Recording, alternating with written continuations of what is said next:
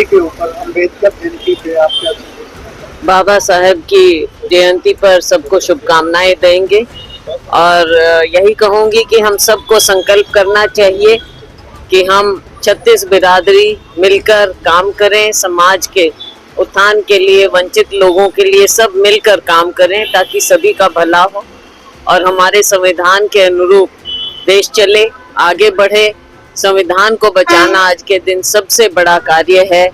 बाबा साहेब द्वारा रचित संविधान हमारे देश का ग्रंथ, इसको हम बचाएं और अगर हमारा संविधान महफूज रहेगा उसी में हमारे पूरे लोग भारतवासी महफूज रहेंगे।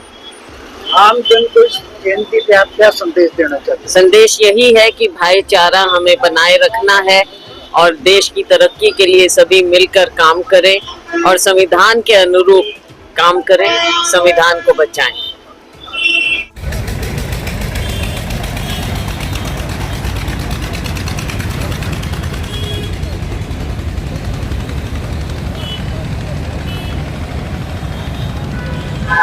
तो बाबा जी का मूल मंत्र था, शिक्षित हो, संगठित हो और संघर्ष करो।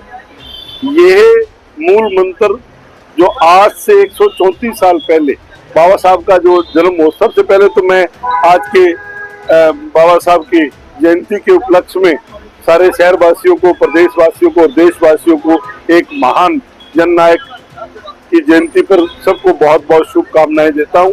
और साथ में बाबा जी के जो सिद्धांत था, उस सिद्धांत पर चलने की सबको निश्चय दूंगा कि बाबा जी ने जो कहा था, संघर्ष करो, शिक्षित हो और आगे बढ़ो, ये जो कारगर नारा था, इसी को आगे लेकर के हम सबको चलना चाहिए ताकि देश का विकास कर सके, इस प्रांत का विकास कर सके और समाज का विकास कर सके और समानता के साथ, कोई ऊंच नीच कोई व्यवहार ना करते हुए समानता के साथ इस देश को आगे लेकर के जाए। देखिए कि आजकल नौजवान भटका हुआ है, बिना रोजगार के कारण वो गलत कामों पे जा रहे हैं, उसके लिए आप क्या कहेंगे? देखिएगा, ये जो पूंजीवाद की व्यवस्था इस मौजूदा सरकार ने अपनाई है, जो चंद अपने चाहते लोगों को आगे लेकर के जाना चाहती हैं और गरीब आदमी को और ज्यादा गरीब खड्डे में डालना चाहती हैं, यही इसी चीज का तो बाबा साहब ने विरोध किया था। बाबा साहब ने समानता की बात क्यों की थी? सबको सम्मान, रोजगार मिले और मौजूदा सरकार केवल अपने चैतों को आगे लेकर के और उन्हीं को सारे धन भर रही है। आम आदमी, गरीब आदमी को 5 किलो अनाज के अंदर राजी रखना चाहती है।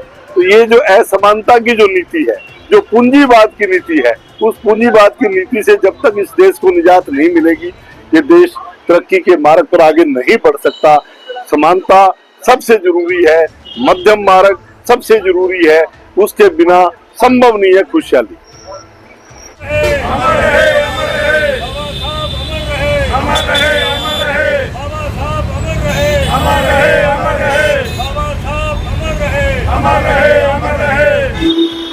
आज डॉक्टर भीमराव अंबेडकर जी की 134वीं जयंती है। उस उपलक्ष्य में मैं सभी देशवासियों को, प्रदेशवासियों को और सिरसावासियों को बधाई देता हूं कि डॉक्टर भीमराव अंबेडकर जी ने जो हिंदुस्तान का संविधान बनाया, उसके तहत आम, गरीब, दबे कुचले,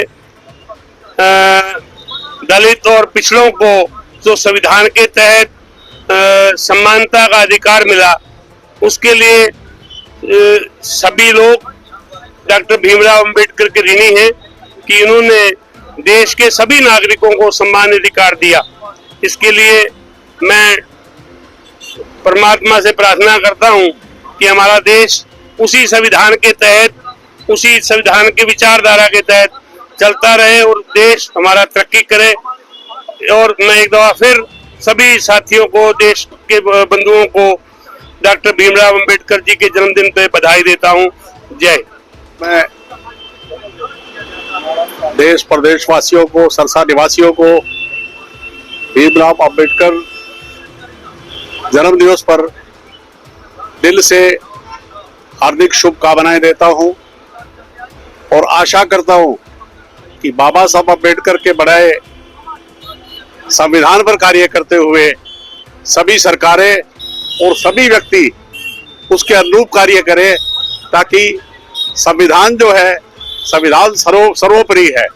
संविधान के अनुसार कार्य करने से ही हर क्षेत्र में तरक्की की जा सकती है। युवाओं के लिए अंबेडकर साहब ने बहुत बढ़िया कानून बनाए जिसमें लोगों को रोजगार मिले, लोग अधिक से अधिक रोजगार प्राप्त कर सके।